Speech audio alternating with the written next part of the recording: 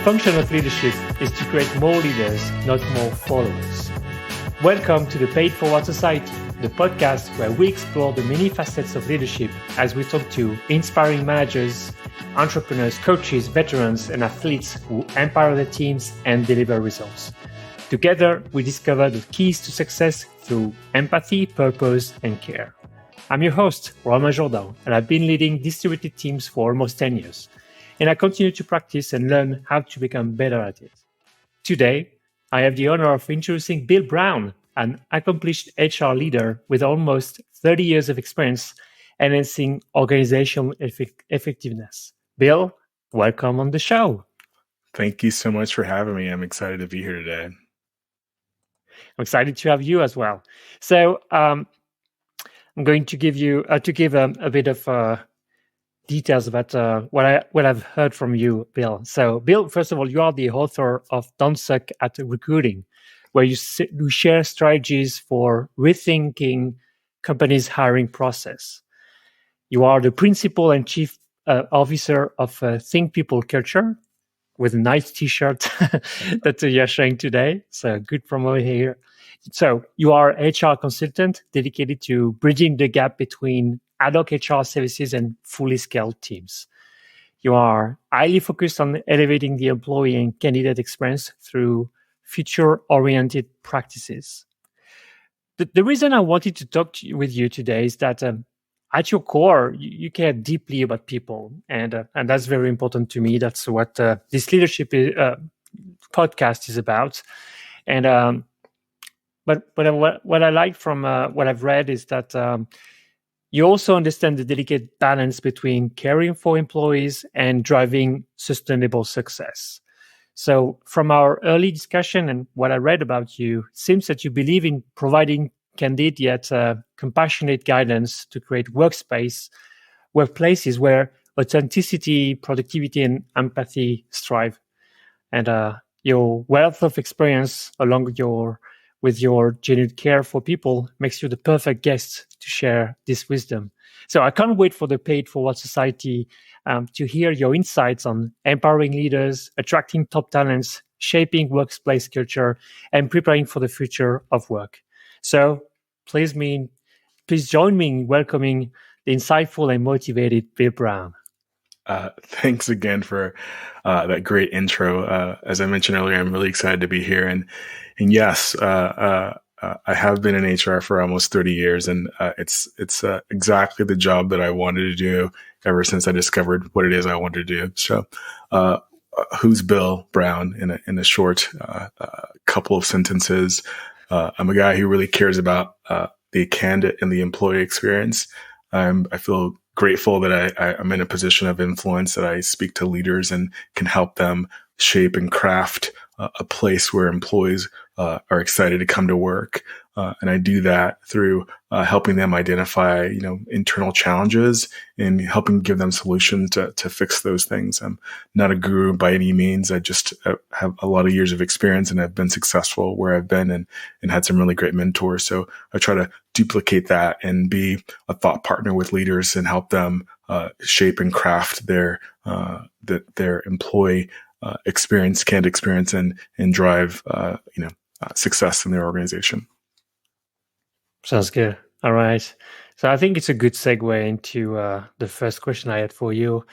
I would love for you to share what is your leadership philosophy? I mean, based on your experience, what makes great leaders?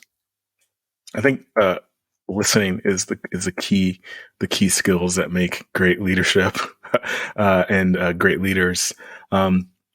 Listen to what people are saying, be empathetic and understand them, and try to see yourself in their shoes and get them excited to join you in this journey. It's not just about telling them, you need to accomplish this task. You need to be strategic. You need to be innovative. You need to be collaborative. You need to be compassionate. I mean, drive the change and commit to whatever growth that you have and be very people focused, and again, rally them to be excited about who you are in your vision. right? If they can see themselves with you, and they can, they want to join your team and be successful. It really comes down to them having an unwavering commitment to the overall success of you and them and the company, or whatever the driver is. That's my thoughts on what makes a good leader. Okay, so if I summarize what you're saying, is that there's a need for leaders to demonstrate this empathy, being compassionate, but you also say that you need to onboard people into your vision. So I think that's to onboard people on your vision. So I think this is something which is sometimes a bit tricky for leaders. How do we define a vision? How do you create that excitement for your employees to say, yeah, I'm going to follow this person, and yeah, I'm going to share my, sweat and tears, like Simon Sinek would say, to fulfill that vision. I love Simon. He's awesome. I think, you really have to start by telling a compelling story, right? What is this journey that we want to go on, that hopefully you want to join me in, right? Connect what it means to them and to you. So really explain what your vision is and how it aligns to the deeper shared values and purposes of your organization or of your team, right? It really gives them an emotional attachment. And anything in life is about what is the emotional attachment that I have to this whatever, right? And you really need to be good at storytelling. And so paint a vivid picture, use really descriptive words, analogies, anything that sort of can, again, pull those people in and get them to be excited about what this is. Can they picture themselves in this journey that you're going to go on, right? Be enthusiastic. If they see that you're excited and they can align themselves with where you're at, they're really going to, be excited with you, hopefully, right?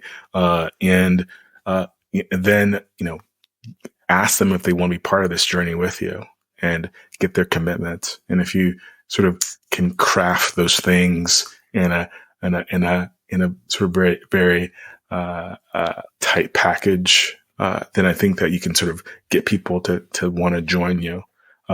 And everyone loves to be part of a good something, right? And when you invite them in with you, and they're like, yes, I can see it. I'm there with you, right? You want them to join you, and I think that's probably a great way to get them to see your vision and want to be part of it. Are you helping leaders define that vision? Is that something that part of your activity you are doing? I mean, I'm a thought partner for certain with leaders, right? HR in some people's mind is the catch-all for everything, right? If you don't know how to do something, talk to HR. They have the position. It would be wonderful if that were the case, but it's not. But what I can do is, I can use my years of experience in the work world and, my business acumen to not just talk about the people way, but understand the business and sit down with them and hear them out and give recommendations, or have you thought about this? In my experience, this works. What I've seen work somewhere else is this with a different client. And so help them and partner through conversations to help them create their vision. Cool. All right. So in your experience, given that the vision is important to be able to inspire employees to join you in the journey, what are some of the best feature, or what do you need to create an impactful vision, something which is going to bring everyone together? A lot of the things I spoke about before are part of that. It's ensuring that there's buy-in from your people. I mean, so many times leaders walk into situations where they have their mind made up about whatever it might be, and there's not really been like a collective. Like I said earlier, what makes a good leader? A good leader is someone who listens, right?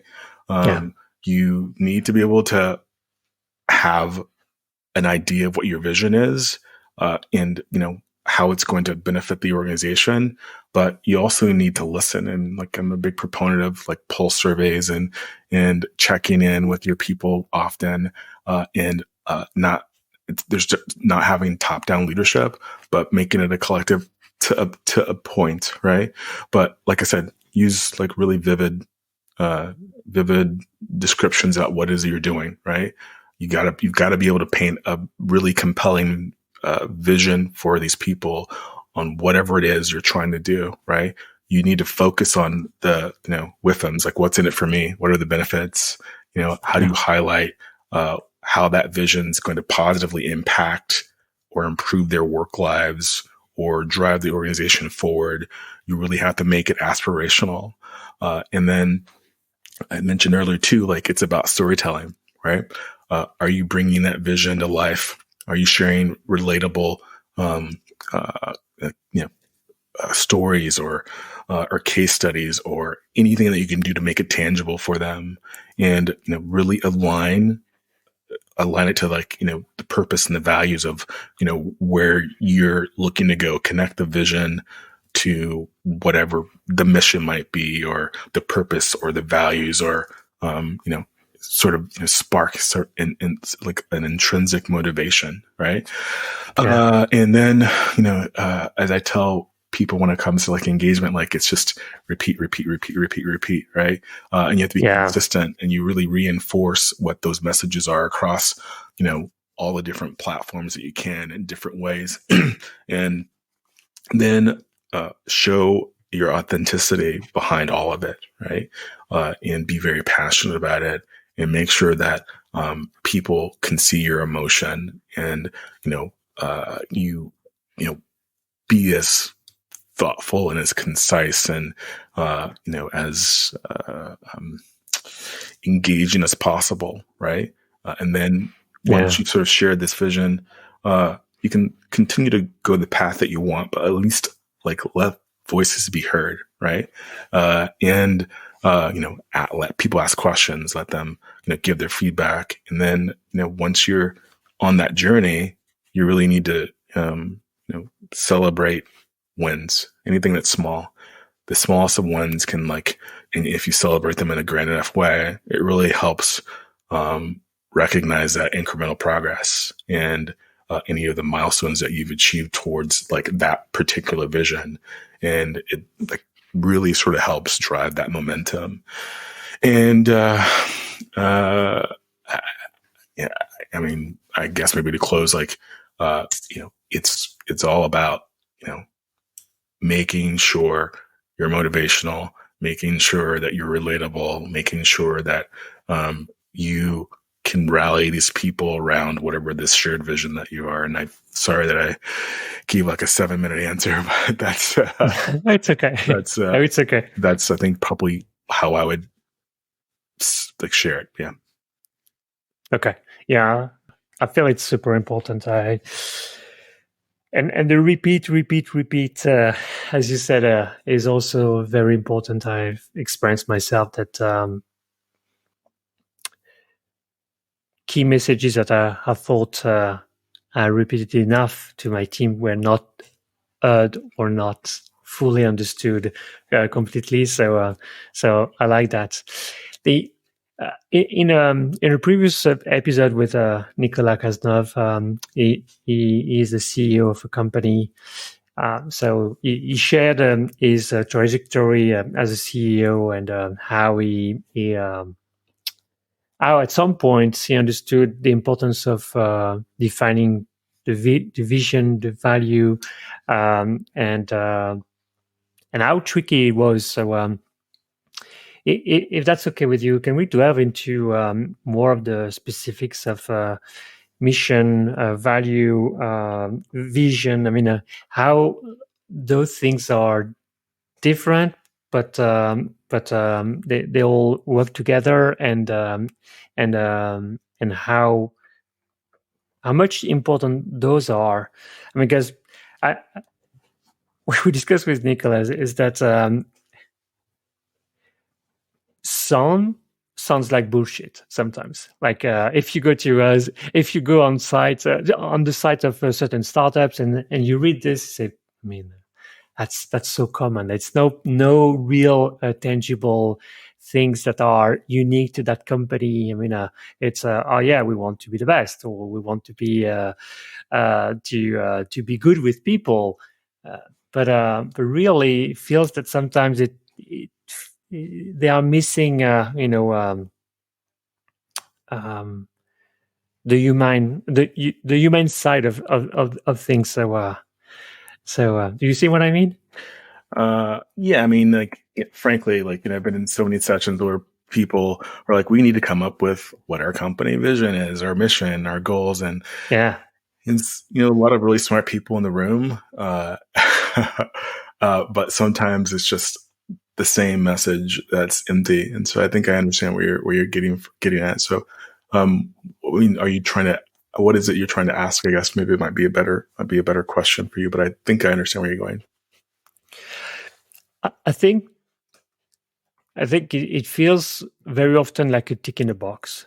We have to define our mission. We have to define our vision.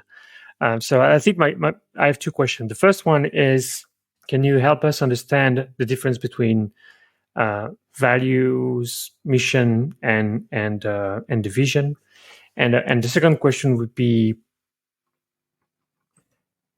if you have examples, for example, of companies who have done that very well, and so it's not empty words, but something that they really live by. Mm-hmm. Yeah. I literally just went through this exercise of this the other day. So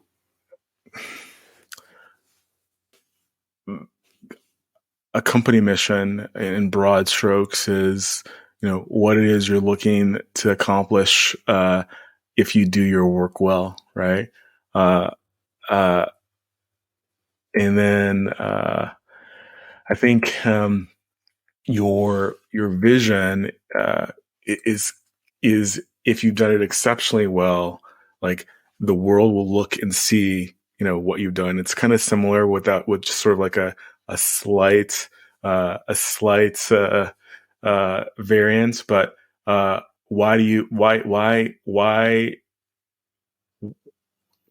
sorry, give me a second. Why do you want your company to be around, and why do you think that it's going to make a difference? It's kind of like, where what we're sort of like trying to figure out. The values are kind of like the how behind all of it, right? Okay. What are you aiming for? I think there's a lot of companies that don't quite know that, and they're just doing, like you said, checking a box. But I think the sort of like the most compelling things that you can do in an organization is like really talk about what your humanity is. Employees today really want to work for organizations where they feel that it's not just widgets. Like, what's the character? What impact are they having in society? Like, what's their soul? And so when you sort of sit in a room and you,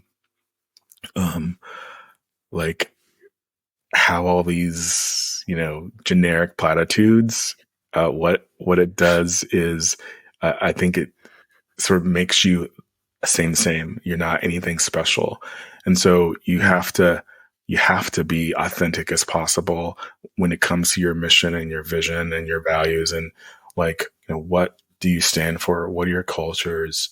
What's guiding you? And I think it all comes down to, like, the what's the why and the how behind the what. the company does. And when you can sort of express these things clearly, it sort of helps you frame yourself better for not only your clients, but also for like your external clients, but also your internal clients, right? And so I think that's maybe a sort of a big picture explanation of all of it. What else did you ask? What are some companies that do it well? I think when it comes to like mission, I don't know. I feel like I'm on the spot a little bit, but I know based on just some other conversations I've had in the past, like Warby Parker, the glasses company, they're really good when it comes to their mission, I believe. Like, I'm trying to think about what that's an example that mission is, but I think it's something like inspiring world vision or something like that.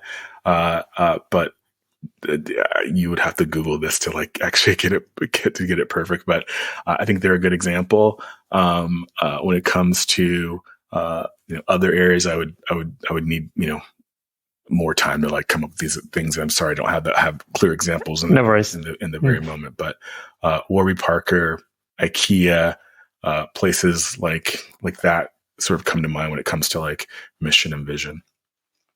Yeah. Warby Parker is one of the example that Simon Sinek is sharing in his last book, the Infinite Game. So that's a good one, where they talk about just cause and their mission and so on. So it's a really good one.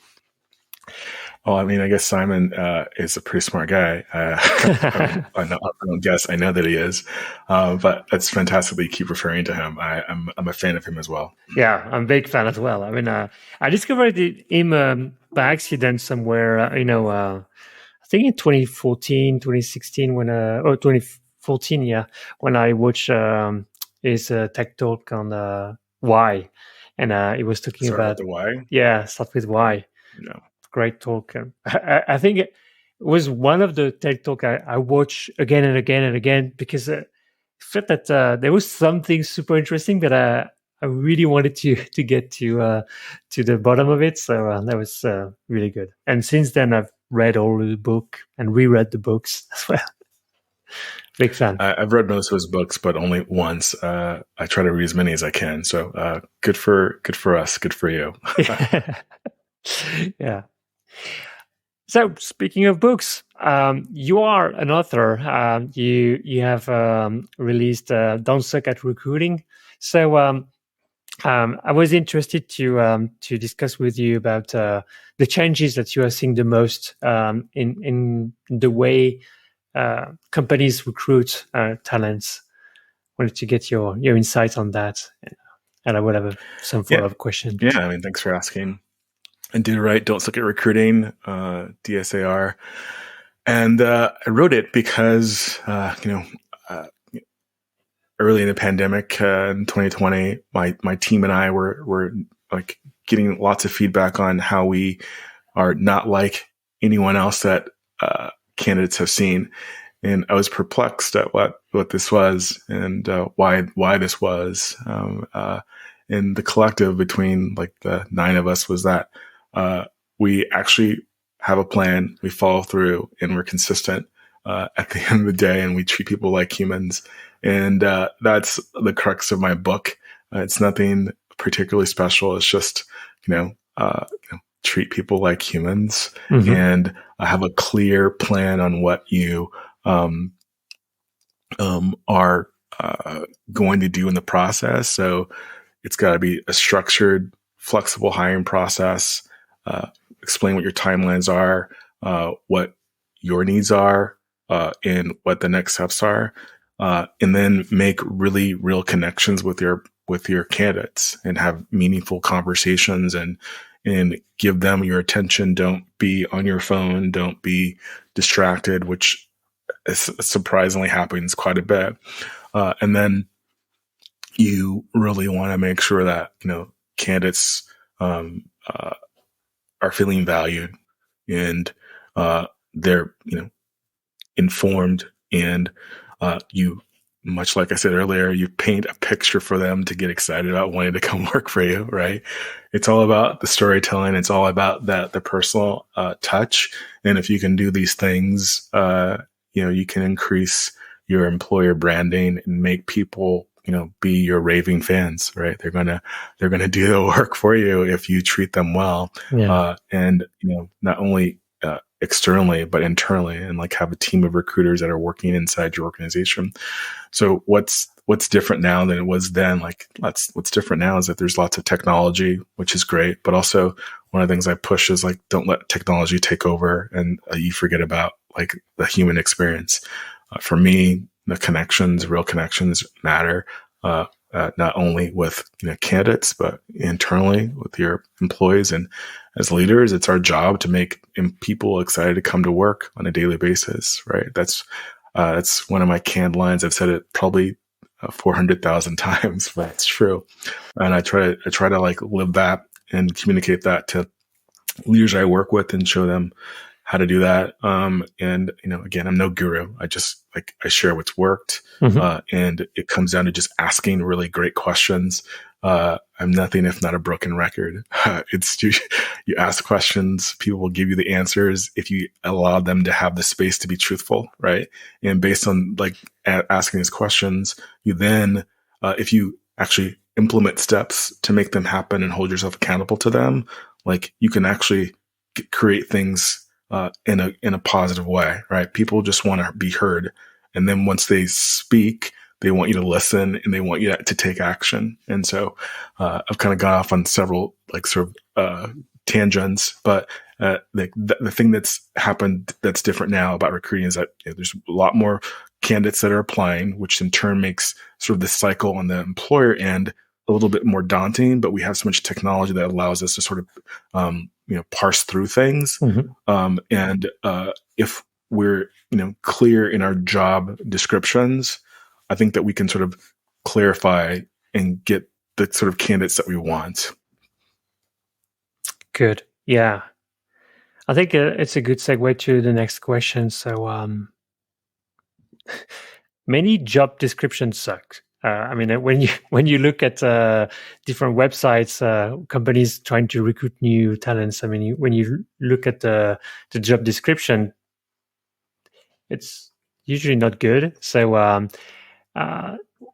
how to make a good one? How do you make a job description more inspiring and inclusive also? I talk about that in my book. Essentially, you want to make sure the candidate can see themselves in the role. And you're very descriptive in the job description. It's not just listing 75 things that someone can do. What I recommend to my clients is, and how do you paint the picture? Look at other job descriptions that are out there, and like find sort of like a collective of like what, X engineer looks like or X physician looks like, and see what are the common themes, right? Understand, what you're looking for. Ask someone who's currently in the role, like, what do you do on a daily basis, monthly basis, weekly basis, yearly basis, etc. And then really break down this job, like, in, this role as X engineer, by month 1, you will have accomplished these things, 3 or 4 tangible things, right? Month 3, 6, 12, and beyond.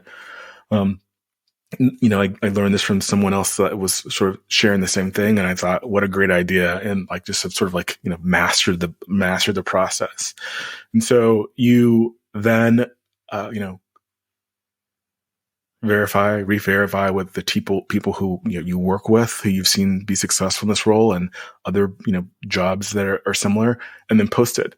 And so what happens when you do this is it does sort of 2 things. For the candidate, what it does is it helps them really visualize themselves in the role and understand what they're accountable for over the course of X amount of time, 3, 6, 9, 12 months, whatever. And what it does for you as a leader, it helps you really be able to tangibly give the employees things to look for and for you to hold them accountable to, right? So when you're having your one-on-one meeting, week 4, you know what they should have accomplished and they know what they should have accomplished, and you're having a conversation about it, and you're asking them, what are things that I can do as a leader to support you to make you more successful in the next 4 weeks, right? What are the tools and resources that I can give you to help you be more successful? So you're helping them in a development perspective, and you're also, helping yourself manage them and help make them better and show that you care. And employees love this. They want to be seen, heard, respected, valued, right? You're doing all these things for them even before they get the job. Good. I like that. What about the inclusivity side of it? I mean, how do you craft a job description so everyone feels that they can apply? It's a job that can be for them. Language that you use in the job description. There's tools that you can use that make things less masculine and more open. There's tools that you can run your job description through, and like ensuring that you have a very clear process on the back end. There's also masking, if you're a recruiter who's an outside recruiter, an internal recruiter, you can actually just mask the job applicant. So all the person sees is just who's on the hiring side is just their skills and talents. That can be a way to initially, bring people in. Those are some good, easy first steps. I feel that in my experience, I'm a white male, and if I look at my LinkedIn account, most of my network is also comprised of people who look like me, who have a similar path. So trying to create bridges and get to know more people. But I think one of the challenges that I've faced was to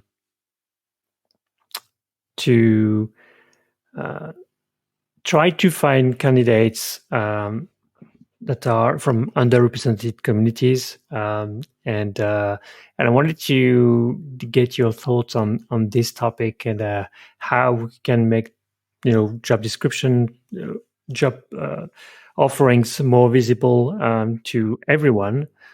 And yeah, I mean, I see what you're saying. Like, I mean, things that you can do. I mean, I think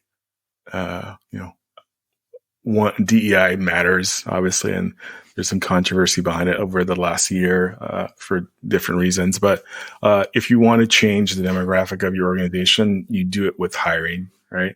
And so your LinkedIn can have people who look just like you, or you can be diverse and choose to have conversations with people like we've done in the past, right?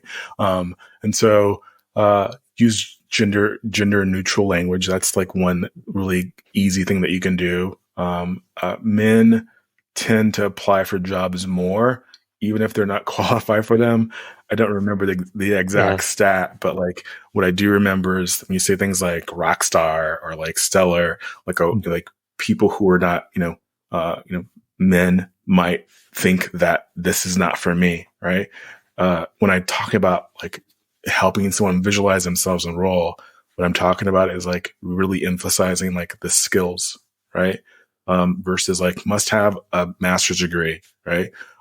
In the day and age that we exist today, like you don't need to have a master's degree to accomplish certain things. Like there's no, I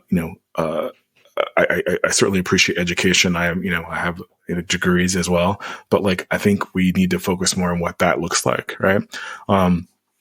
And you can include like diversity, equity, inclusion statements in your job postings, right? We encourage all people to apply, right? And that's certainly something that someone can see and say, okay, I think I want to apply for this. Also, one of the things that's different today that wasn't, as common in 2020 or 2019 was like work-life flexibility, right? So when you have someone who can see that there's flexibility in a job, you work from home 2 days a week or 3 days a week, that might make a difference for a lot of people. Yeah. Like if there's added cost because of whatever, if they're not home, versus if they're home, that can help make people go, this is actually something that I can do. Right.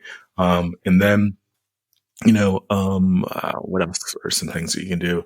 I think this is less controversial now, but like listing what the salary is, right? Yeah. And being clear about that up front, right?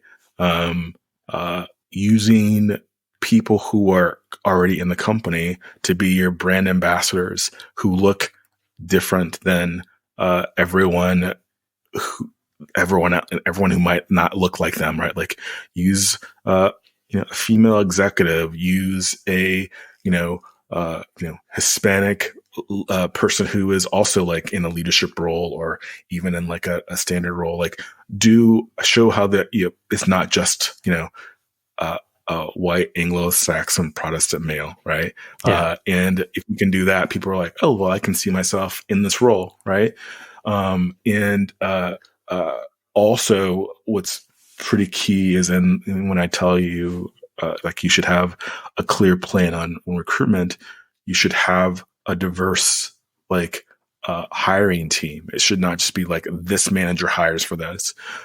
Make it a decision, a collective decision, and have rubrics and have set standards of why you are hiring or why you're not hiring, and understand any biases that might exist in a hiring process. Like if you always rank everyone a 10 and this person always ranks everyone a 5, then maybe there should be a little bit of a weighted average here, right? And tell people what makes, a Kobe Bryant versus what makes I'm not a sports guy, not good basketball player, right? Yeah. So those are things that you can do to share why and how you're about inclusivity in an organization. I think the main goal that you really sort of want here is to make sure that you're reaching out to the widest pool of people. And when you do these things, you're not going to have same. It's inclusive. It's skill focused. It's, really helping people who might be, not initially, they initially believe they're not able to do this, but when they read further or see the experience or hear about the experience on Glassdoor or on Blind, then they're like, hey, this company is worth it. Again, it's about the collective. So if you're having employee ambassadors doing these things for you, you kind of help drive what that mission is. Yeah. So, yeah, I agree with this. Yeah. I like that. To answer your question a little bit. Totally. Thank you. I think the other thing that worked for me, I want to take a step back first. I had a great talk with Daryl Hammond. He's a director at Amazon. It's one of the podcast episode in the first season. And what I loved about this discussion that we had was that he preached to be intentional as a leader, very intentional about everything that you do, in the way you build your team, in the way you engage with people, and that's what I'm trying to do as well. I'm trying to be intentional. So whenever I have a position, that I'm going to open, I'm trying to find new pockets of excellence on social media, and also because I am in a business where I'm looking for people who are very active on social media to talk about tech and so on. So that's easier to find those individuals, and I'm trying to engage with them and let them know that there are some opportunities. So to be able to have a pool of candidates which is comprised of women and underrepresented communities that may not apply by themselves, or may not see the position is open, because I mean it's a networking thing in the end. So if you are not connected to different communities, then it will be very hard to have a diverse team in the end. And I love what you said about the diverse hiring team as well. I'm trying to do that as well. I'm doing that. I'm very intentional also. Again, about this, I am a bar raiser at Amazon. So this concept means that I am in charge of making sure that the way we conduct the hiring process is raising the bar, is a top level. And one of the things that I'm really keen on is to make sure that we have a diversity in terms of roles and gender and also communities in the interview panel. So meaning that if I'm interviewing for a technical role, I will make sure that there are other roles that are interviewing the person that are not necessarily technical in that interview panel. And same, I will make sure that we have enough representation in the panel to drive the interview process.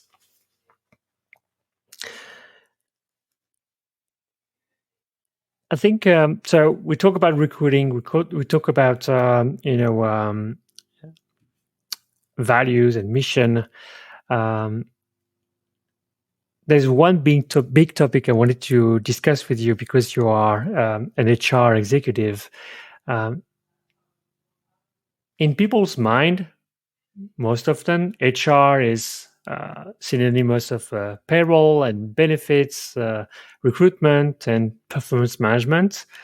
But I'd love for us to discuss more about how leaders can better partner with HR. I think our engagement with HR is very transactional. That's what I'm hearing from other managers.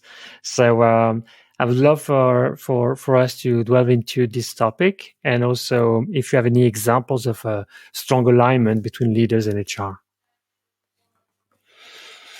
Sure. I mean, I think, and I don't even think I know that for a lot of people, HR is synonymous with like the police, right? Like we're just the people who, enforce all the things. One of my favorite lines to say is that HR has zero power at all. It might be unbelievable to many, but we have no power. All the things that we do in HR are led by business decisions that the CEO makes, right? Just like an accountant or CFO has a job, or CMO or whoever, we as a leader in HR are the people who help ensure compliance, which some of my peers may not like me saying, but we also ensure that we're driving the people piece in the organization, right? We really care about the people. That's why we're in this role. And so, it's important for other leaders to get it that we're not all golfers at this level. We're like a basketball team, but I'm just responsible for this particular action at this moment, right? And so, but collectively, we're trying to reach for the same thing, which is like to get more points on the board. I hate using sports analogies, but that's really the reality of it all, right? And so, some effective ways that you can engage with HR people are to ensure that you understand what their role is and how your role supports that. It's all about the people at the end of the day, right? And ensure that we also speak the same language, right? And like, how is your decision as a leader going to affect my role as an HR person and vice versa, right? We really can affect like positive change if we're partnering to say like, okay, well, you just eliminated this position, but was it really a role that you needed? I'm your HR business partner. So let's talk about what your needs are in this organization and figure out like how we can come up with a role that's actually going to support you based on the the year-to-date budget that you have for this particular role, and how can we make that work, right? Or if you make this decision or choose to make this decision, here's how it's going to affect your business, meaning your particular line of business, but also how it's going to affect the organization and the overall company. But if you do it this way, here's what I've seen work successfully. Here's the legal ramifications behind it, right? Mm-hmm. Here's also the cultural impact and the engagement this is going to have on your organization, right? And so when you come to me and you ask what should I do here, it's a gift because I can help support you if I'm good at my job, right? And then when I give you, like I said earlier, the win, you'd be like, oh my God, dude, go talk to Bill. I had this huge problem and he literally walked me through it. He was my thought partner, gave me why I could do A, why I could do B, why I could do C versus me wanting to do D, right? And if I would have done D, this would have happened, right? Yeah. And so it's slowly, being that person who can give a leader a win and then have them be your raving fan. And I've had it happen countless times. A leader in some organization was not really the best leader, to be honest. But he was really stringent about people coming to work when he wanted them to come to work, and how he was very time copy about time off. And so this person, we were in California, wanted to take some time off for their child's event. Mm-hmm. And he gave the guy, the leader, a month's notice, and the leader waited till a week before this guy's kid's event and said, sorry, no, I can't do it. And so the guy rightfully came to my office and talked to one of my people and said this is what's happening. And I was walking by, I'm like, look, tell me what's happening. And so I was like, well, that's, you're actually allowed this time off. It's actually, part of the laws in California. So let me have this conversation with the manager. And so I'm like, based on this law for California, this person has the right to be off. And also he gave you months notice. What is the deal? Why are you being a hard ass here? Just to be a hard ass, just to have this reputation, you need to give this guy the time off because we are required to do so. And so he was like, I didn't know. I just thought he just was whatever. It doesn't really matter. But same manager had an issue with an employee with some other things. And he, came to me and said this is what I want to do. And I said, what have you done on your end? And he hadn't done the steps that he needed to do, but he wanted to take this action. I said, okay, I see what you're trying to do. And actually there's some things that this employee did that was actually not right. So follow this step, this step, this step, this step, have these conversations, try to support the employee in these ways. If this doesn't happen, then these are the actions that you can take. And if, we can show that we've done these things, then you'll get the outcome that you want. He followed my plan exactly. And sure enough, he got the outcome that he wanted, maybe not as fast as he wanted, but he got it. And he's like, my God, this was very easy. And I told him, if we do it this way, this is what the employee's going to do. Here's how the employee's going to react. And he's like, everything you said was true. At that point, he was my biggest resistor in the organization. He became my biggest fan in the organization, to where within weeks, all these managers were coming to me and saying Bill, I have this problem. What can I do? And I said, no, here's some options. Do it this way. This might happen. Do it this way. This might happen. And so over the course of about 2 years, I went from sort of being the guy who was always trying to get people in trouble, or at least in their mind, to being the guy who was literally their champion and supporting them, not only on the employer side, but also on the employee side. As much as people think that we in HR are just there for the employer, it's really our role and desire to help the employees too. We want to make sure that people are compliant at the end of the day. And again, I know a lot of people don't like that phrase, but I want to make sure the employer is doing the right thing. Mm-hmm. But also if the employee is doing the right thing, I'm going to support them as much as possible and let the employer know hey, we need to do right by this guy. And here's why, right? And here's how it benefits us. So hopefully I gave you enough explanation and some. Yeah, it's good. It's good. And I like what you said about how you describe yourself. I mean, you said HR business partner, and I think this is very strong in the sense that we want people. I mean, I think there's value in considering HR as your business partner. I'd like to have a more positive spin. People came to you because they had problems, and I understand that HR is often involved, as problem solvers, and because the law and what it need to be right. But I was also looking for an example of a positive outcome or action that HR and the business came together to improve the situation or to make things better, because I think it's not fair to come to HR every time there's a problem. I think I had the experience of working with two great HR leaders in the past, and what I really enjoyed from that experience, during that experience, was the fact that we were able to build a plan for our employees. We discussed together on what a good growth plan would be for my teammates or other stuff. So I'd love to hear from you examples where you are creating those positive outcomes for employees. We are sort of there for the good and sometimes the bad and sometimes in between. But certainly we do lots of things good in the back end that not a lot of people see. So one time I worked for this organization, and there's a lot of disparity when it came to pay, just because they really didn't have an established compensation strategy. And so came in and started getting some, clear signs and conversations with employees about there being disparity in pay. And as an HR person, I'm never talking to anyone else about how much someone else is making, right? That's just not part of the deal.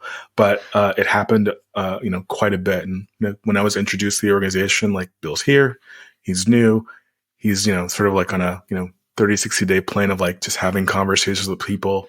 Anyone who come talk to him, tell him your thoughts. We're trying to improve a lot of things, and we're going to do some engagement surveys soon. But he's here to listen, and I certainly was. Everyone was talking to me. So, one of the things I determined is it was actually true. There was no clear compensation strategy.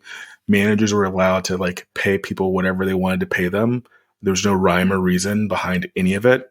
And we had some really, clear gaps in strategy and reasoning and this sort of thing. So I worked together with, our COO and share with him, what these things were, and then brought another leader in, and she and I talked to him about what this looked like. And so I said, we really need to get this right? There's so much disparity between someone with who's done this for 30 years versus someone who's done this for 2 years, right? Yeah. And some people are over 40, some people are in protected classes, and this really could be not a good thing for us as an organization. And there also needs to be a clear strategy. So first let's come up with that strategy, what that looks like. What's our compensation strategy look like? Let's identify that. Let's go through all the work that is, right? And so give them examples how to build that, help them build that, and then start talking about compensation and banding and how do we come up with this and what that looks like. There's a lot of work, lots of spreadsheets, lots of numbers, lots of, all the stuff. And so we really came up with clear pay bands and what that looked like for organization, the size and why. And then I really started having discussions with people about where they were at on this in the pay band.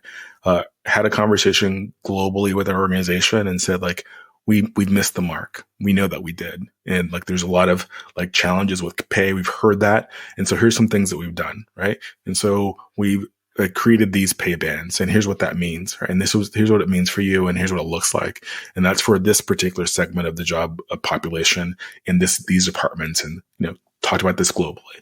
And so people who were affected, like we're going to talk to them about like, the gaps that were existing and what we're going to do for you and what this is going to look like to like bring you whole, right?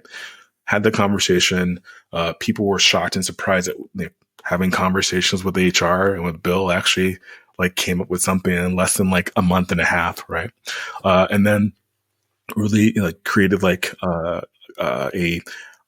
FAQ for all the managers in each area and told them like these are the things that you can like give your employees. Here's why. Talk about it. One voice, one message, right? And like let them know that we're here to like listen more. And so we did that. It really changed the dynamic of the organization because there wasn't this disparity that where people were like, I'm making less than, more than, whatever it might be with this sort of experience. I don't really like that like those sort of conversations that happen in organizations. You can't control it as a leader. But certainly if you see the challenges, you should do something about it. Like when people talk and you tell them that they can talk to you and they do, and it's just a waste of time, you're never going to get anything out of it, right? Yeah. So you've got to be able to call out and let them know, I hear you, I heard you, and here's what I'm going to do about it. Or I can't do anything about it, and here's why, right? Yeah. But always like be accountable to them, particularly if you give them permission to have a conversation with you. One of many examples that I have, but like that's something that was that happened in the back end that was really positive, that like was led by having conversations with me. Again, I couldn't control it. I didn't do anything about it other than just like drive it.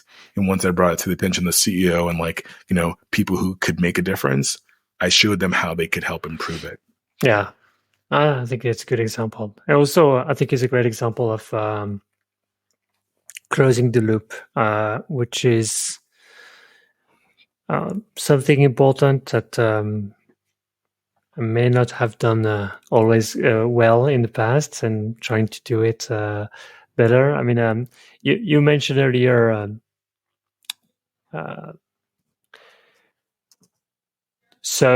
employee surveys that you are running, and I think many companies are doing that. I think the challenge is how are you going to close the loop on those topics, and once you have all those inputs from employees and saying that you are going to do something about it and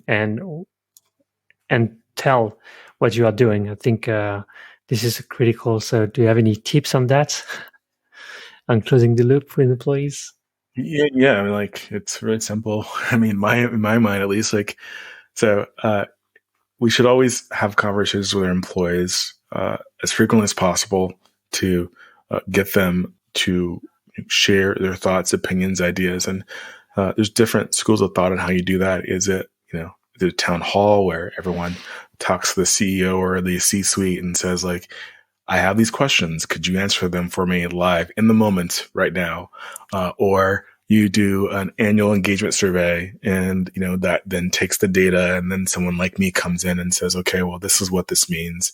Here's what this group thinks for like the, for this particular line manager, for this particular like business unit, for this particular whatever, right? This is what we think this is what your employees think for the company.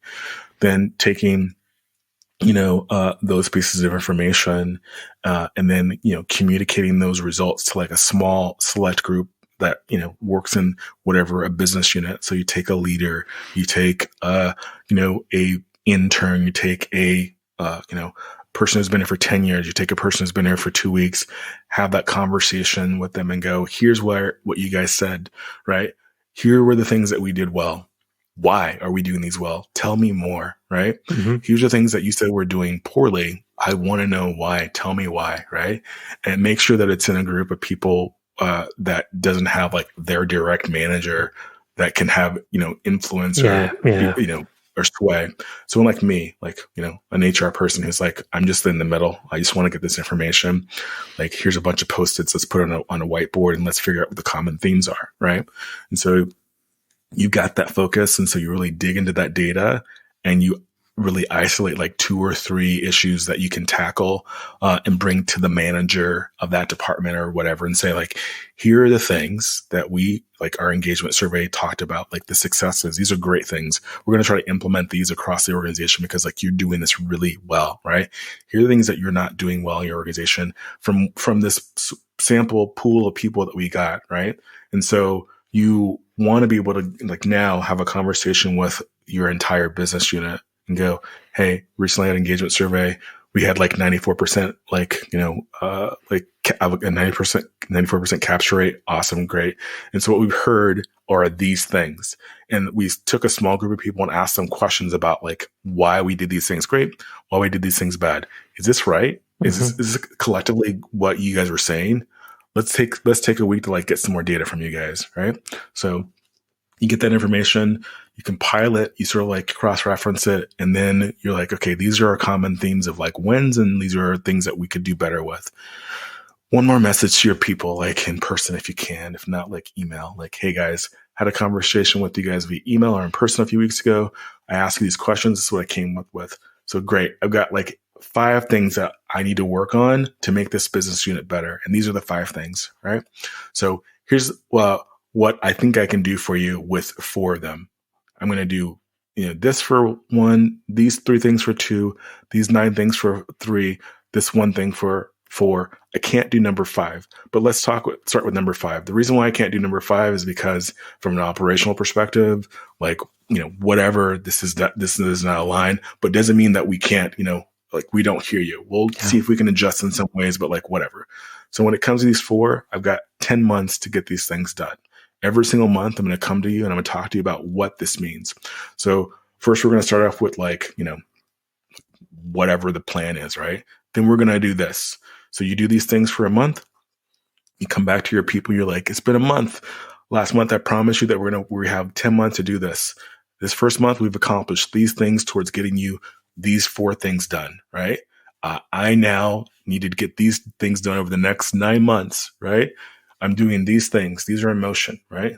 Boom. Month 2, like same message. I was only able to work on 3 of those 4, but I know that I need to work on 3, but I accomplished these things with the 3. I've got 7 months. And you're coming to your employees every single month, over communicate. I mentioned that toward in our initial conversation, right? And you let them know, like, I heard you. I am working on this, and I'm going to continue to work on this. And everything that you said is driving me to do this the way that we need to do this to equal success, right? And so that's how you close a loop on it. And then by month 10, 11, you got 1 more month until your engagement survey comes up again, and you're hoping you're driving towards like double-digit numbers of improvement. But even if you only have like, single-digit numbers, the goal is like to constantly improve and understand that like every day is like, work to be done for like success, for improvement. And so that's what your goal is. That's how you close a loop. But you holding yourself accountable and sort of like, being there for the employees and them seeing you being vulnerable makes you a better leader. Like anyone could be a manager, but to lead, you have to be vulnerable and listen and actually act upon the things that you say you're going to do and follow through. Yeah, I love that. Thank you. Thank you for sharing those insights. I want to switch gears a bit and talk about distributed teams with remote work, being more frequent now.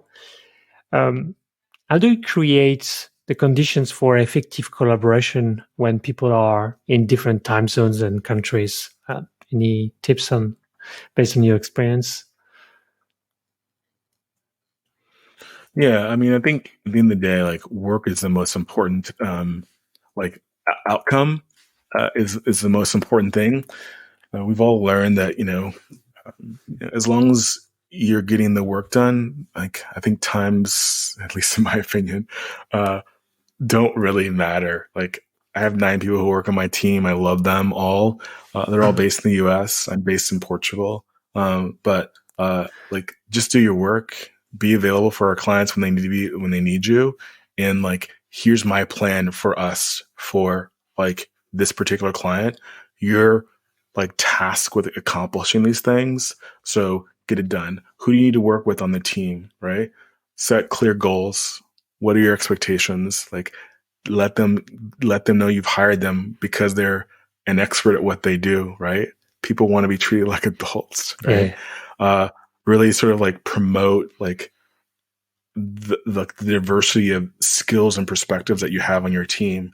And so like, who can be the guy for this or the girl for this or the person for this, right? And so you build teams with complementary strengths so you can have these centers of excellence in your organization. Really like be keen on communication. That's a key for anything, is to over communicate sometimes, I think, and really listen when someone's like raising their hand for help. Always let people know that they can share their ideas or they can ask questions. We can have healthy debates, set the ground rules. But I'm not the smartest guy in the world. Like, I'm a decent enough guy with a decent enough brain, but I surround myself with people who are really, really smart. And I'm open to like hearing all this stuff. And because of the people who work with me, I think that's what maybe makes me look a little brighter than I am. I'm not trying to like discourage like the thought of who I am, but like, I think that you understand. Yeah. And so you really cultivate the trust in your organization, and you really give them the respect that they need. And if you as a leader are doing this with them, for them, to them, in turn, the hope and desire and outcome is that they're doing the same for the people that they're working with. And so you use like that example to help people do the same. And you do team building activities. I know it sounds a little bit cheesy, but like, people want to be able to partner with people that they work with, and when it's not work focused, right? Things that we do is like, we have like quarterly meetings. Like, I'll fly back to the US. I'll pay for, like a couple days somewhere in the middle of the country or in California, whatever. And we'll be together for a few days, and we'll like have activities that are half day with us. And then it's, the other half of the days we're doing other things, but people enjoy that. I'm not paying for like offices and places. I pay for someone's salary, I pay for their phone and their internet and that kind of stuff, but like, it's not that big, right? So if I need to like 3 or 4 times a year spend a bundle of money to make it happen, at the end of the day, like, it's much less than I would spend if I had like a structure, right? And so those are things that we as organizations need to think about. And for a lot of people, like they spent no money in 2020 or 2021, and there was like, all this money, where is it at? So anyway, different conversation. So you really you sort of lean into like shared decisions making. And what do I mean by that? So I know what my goal is for each client, right? When I close them and they say like, great, we're gonna be in a 6-month contract with Think People Culture, and you're gonna manage like the recruitment for us for 6 months, or you're gonna help with whatever it might be from like an employee fractional HR perspective, right? Then I assign someone on my team and like, here's what I think, here's what I know their needs are. What is your expertise or thoughts on this, right? And are there people on the team that you need to collaborate with to get the outcomes of the people that we're wanting, get the outcomes of the people that we're bringing on board at the end of the day. I feel like I'm going all over the place, but no worries. I wanted to you touched upon 2 things that I wanted to dive a bit deeper. You mentioned offsite or team building activities and the balance that you have between your activities and then other type of activities. So I suspect you are referring to fun activities, or like doing hiking or doing something.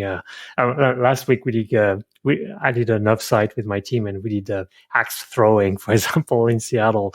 That was fun. But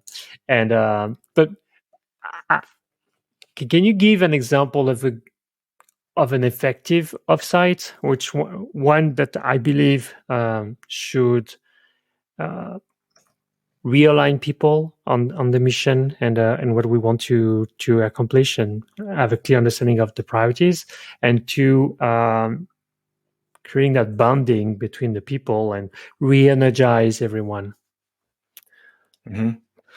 Yeah, I mean, when you think about offsites, like again, the goal is like at least at this point to ensure that people can see other faces, that they, there's a human connection, that they're not just, you know, um, existing. I mean, so when it comes to mission and vision, some things that are effective that would work for me in the past are ensuring that you have interactive exercises, like, you know, when it comes to like understanding what your company missions and values are, and like then having breakout sessions where you uh,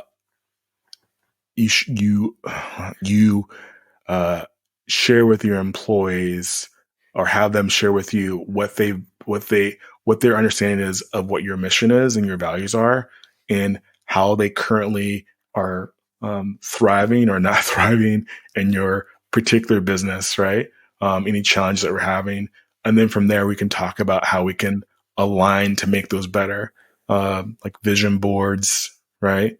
About where we want to go based on our current mission and vision. Do we need to reassess that, right? In the upcoming months, we talk about collaboration. We've done things like escape rooms, like how do you work together to like solve this problem. We've had cook-offs. Like we pick a theme, and then like everyone sort of works together to create like, these great unique dishes for like, someone's from Peru in my group, right? And like picante de pollo, right? Or like whatever it might be. This thing that we did where everyone had to cross the pond by using like, X number of squares, and how do you collectively do it? And like all the schools of thought of how it worked or wouldn't work. It wasn't possible. It was possible. But like, these sort of things about like why collaboration works. And then, talking about personal experiences. Remember I talked about storytelling before. Everything is about storytelling, right? Group brainstorms on like how we can solve some sort of hypothetical problem for a client when it comes to whatever particular, HR piece that we're looking for. Talk about, best things that they've learned as far as best practices when it comes to like, supporting a client from a fractional HR perspective, or like something they did that helped the client when it came to like engagement or enablement. Then, how do you, build better culture? Like the name of my company is Think People Culture. Like the reason I call it, I came up with that name, is that we constantly think about people and culture and how we can improve them all the time. And that's what I'm always doing, right? And in turn, I think my people are doing that because they know that it's important to me. So we talk about, things that like make cultures better. At the end of the day, I think it's about like adding like diversity of thoughts and in personal experiences. It's not about the culture fits. There's so much like toxicity, I believe, in my mind around like what fit means. Like you said earlier, like everyone is the same that in certain instances. That's sort of what culture fit is. It's like, oh, you went to a school in the Northeast. I went to a school in the Northeast. Like, I want to hire you, versus someone who, she grew up in the Midwest or in the South, and she has this experience, right? It's like I talked about earlier, like cooking, right? Do you want to have like the same like flavor every single day, or do you want to add like a little bit of like texture and flavor and make it a little different, right? That's what you do when you have culture add. Like you're just adding like a little bit of variety to like make it even better than what it is. So that's, I think, sort of my examples of how I've had some successful offsites and what I continue doing. Frankly, like every time I do it, different, but I sort of have the same themes. I want those top key things. I talk to my friends about how they've done it. I had a friend who actually took a kid's book and made that like their entire like 3D offsite. I need to still ask him details about it, but like it was baffling. But because he is who he is, like I know that he can do it. So. Interesting. Yeah. Love to learn more about that. Okay. Thank you for sharing that. So if I summarize basically what you said, it was, I think, super interesting. It's less about having leaders and managers presenting at the group, but having, sessions where, I think I like what you said about having employees sharing their understanding of the company mission and how they are and how we are making progress towards those goals, and listening to them about from them, understanding from them the changes that they are facing, their the best practices that are emerging from their work, so it can benefit everyone. So it's more um, having discussions rather than having presentations to the rest of the group. Yeah, I mean, have your framework. Always understand where you want to end. You start with the why. Just kidding. But yeah, you kind of do. And why are we here today? What's the purpose? What are we trying to accomplish, right? And then you sort of back into it. I'm not a big believer in having too much structure when it comes to these, but like sort of having an outline and letting people organically do what they need to do. But like I can drive them and push them toward like my desired outcome. And I honestly do that with even my clients. Like, what is it we're trying to accomplish here? Like, here's some of my ideas, but like, it's about you. You're paying me to be here. Like, what are your thoughts? Like, what do you want to accomplish? Right. And so let me talk about how I can help get you there. I might have a framework or like ask you for the questions up front or whatever it might be. Right. But at the end of the day, like we talk about what you want to talk about, as long as I can sort of like, get the desired outcome, which is like to have a good podcast or to like get my client to have better engagement or whatever it might be.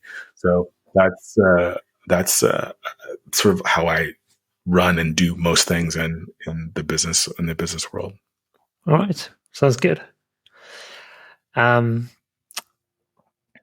You mentioned about you alluded to accountability earlier when we had a discussion about the mission and how you hire people and you define the goals. How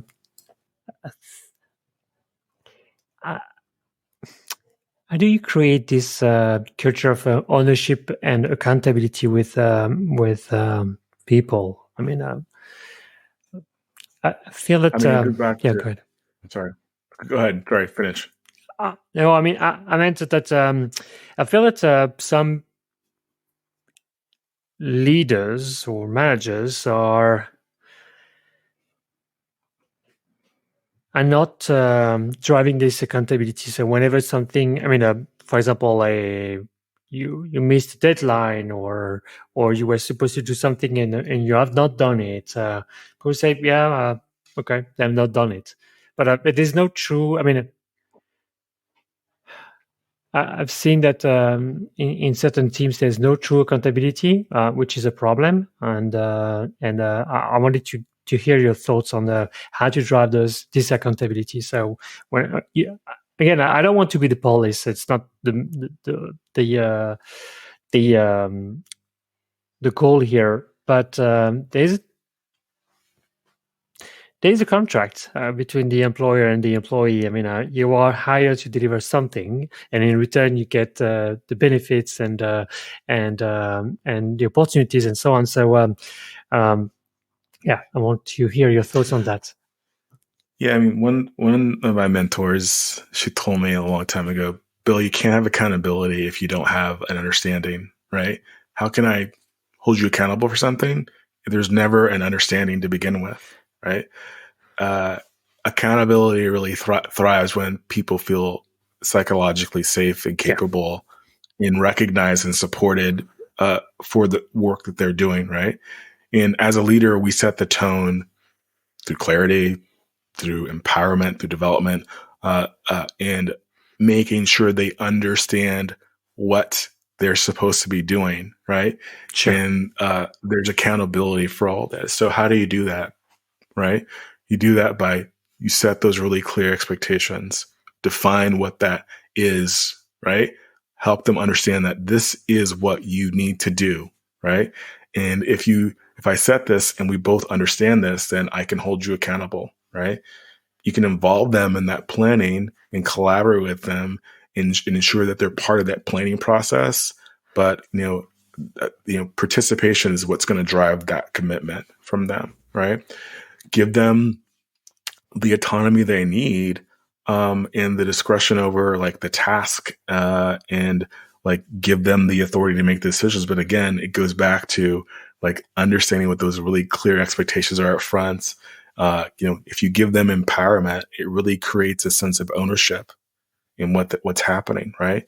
And when you're also doing this, think about like the big picture and like think about who you're assigning this role. Like, do these align to their strengths, right?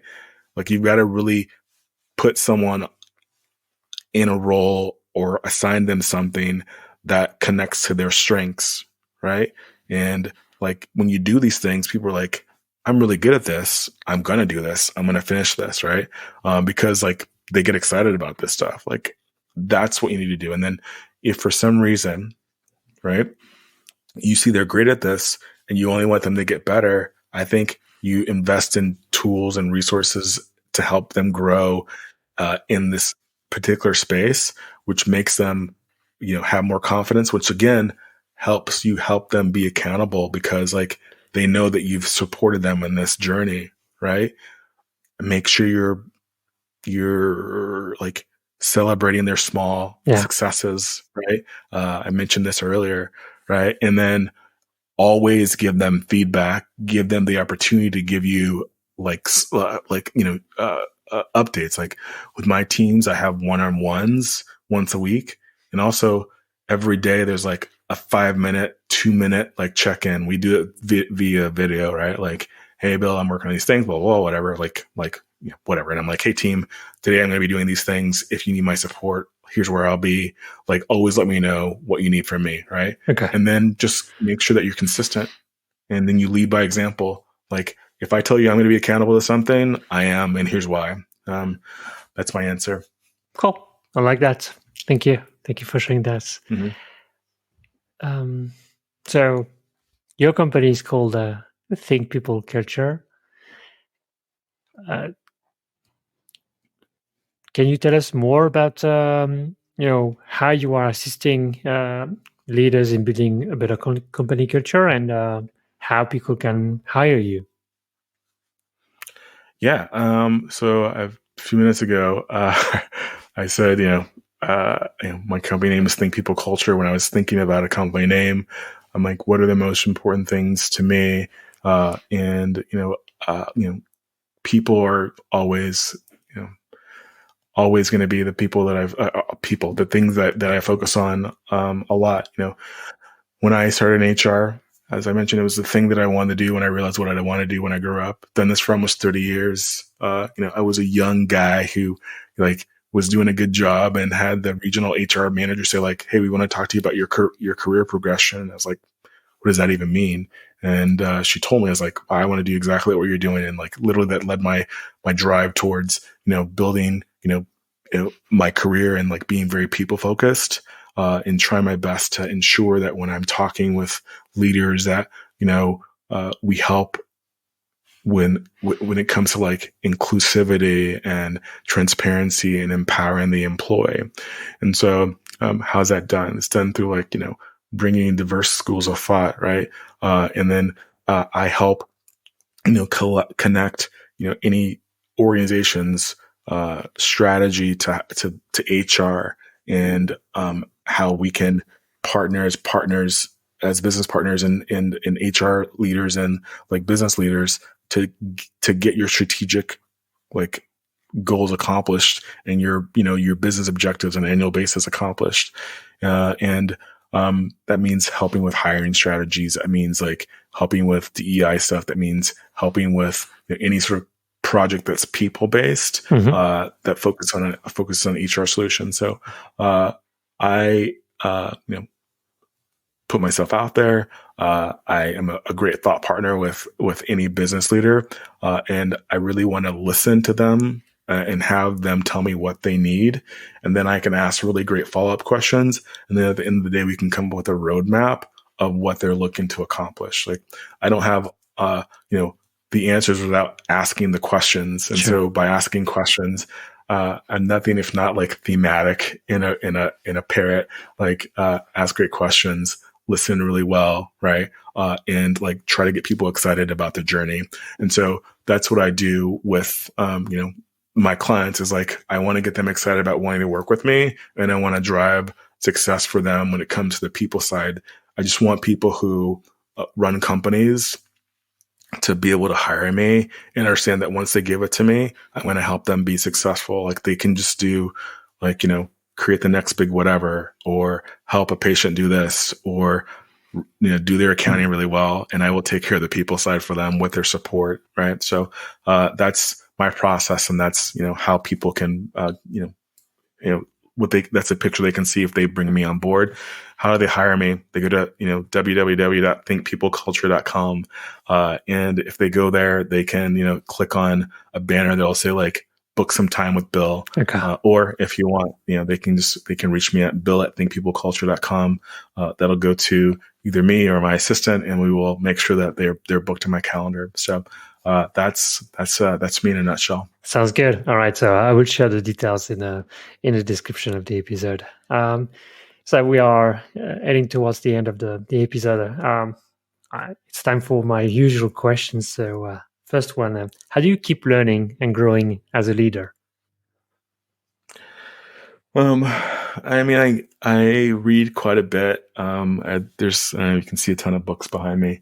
I don't think your viewers will see that, or your listeners will see that, but I always try to stay abreast of anything that's current when it comes to HR related or business related things. So I read HBR. I read books that my peers are talking about. I am on the SHRM website every single day.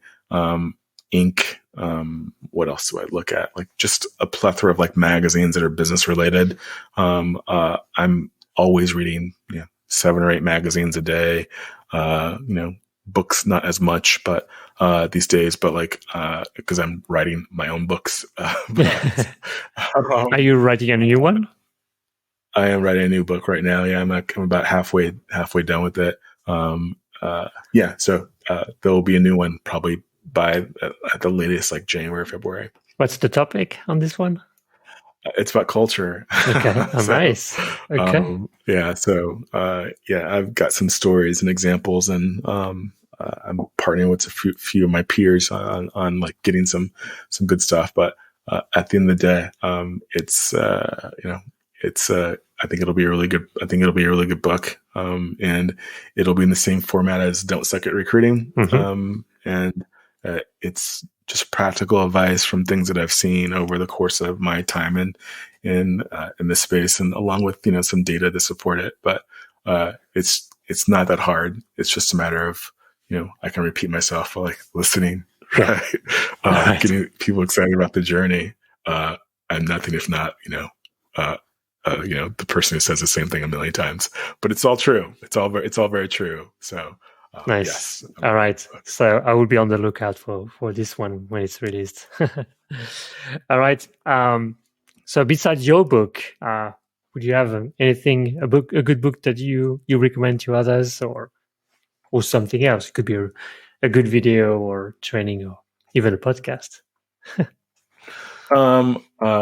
Well, as far as books are concerned, like Simon, we've mentioned his name many times. He's someone to like delve into. He's got a great like spirit, and he really sort of understands the space. There's a book called No Rules. It's by Reed Hastings. He's a Netflix guy. It's really good. What else? Julie, I think her last name is Zhuo. She wrote a book called The Making of a Manager. Yeah, I know this one. That's a good book that I like. Let's see what else.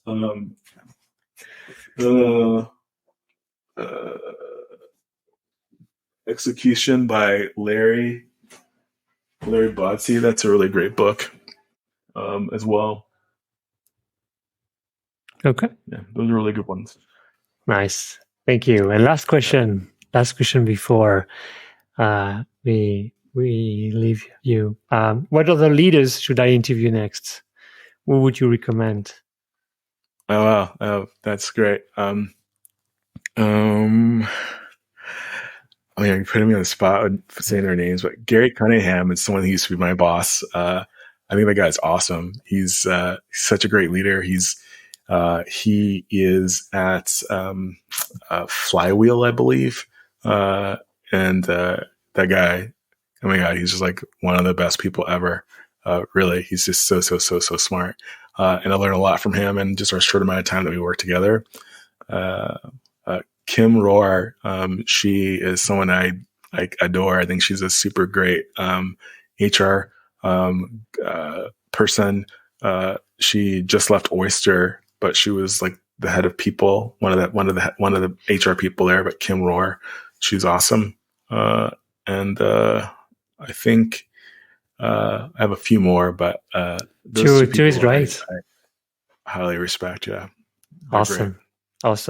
Thank you so much. Thank you for your time and all those insights. I really enjoyed this episode and learning more about driving this culture, driving making it right for employees and making sure that at the same time we drive results. So that's what this podcast is about. So I'm really thankful for your time and all those nuggets of wisdom that you shared with us today. Such a pleasure. Thanks for having me. I hope that this you find great joy and resources in this, and I hope that you have a great rest of the night too. Thank you, and you take care. Thank you. Thanks so much. Cheers. Thank you. Bye now. You stayed until the end. Thank you for listening to this episode of the Pay It Forward Society. If you enjoyed it, please subscribe and share it with at least 2 people who would benefit from this discussion. Your support helps me reach more people and make a greater impact.